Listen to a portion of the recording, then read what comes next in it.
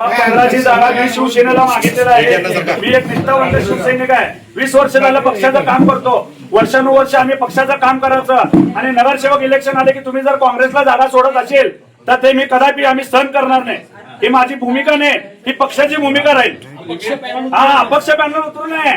काँग्रेसला पूर्ण चितपट करून उद्ध्वस्त करून टाकू पूर्ण काँग्रेस प्रभाग 15 मध्ये. आम्ही वर्षानुवर्ष 20 वर्ष झालं आम्ही काम करतो.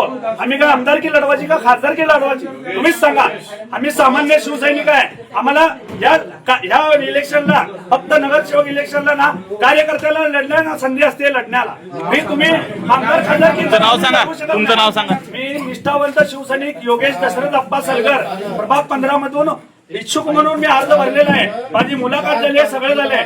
माझी जर दखल पक्ष आणि महाविकास आघाडी जर माझी दखल घेत नसेल तर शिवसेनाच्या स्थळीने मी आंदोलन करेल आणि प्रभाग 15 मधली काँग्रेसला मी उद्ध्वस्त करून नेमकं काय करणार?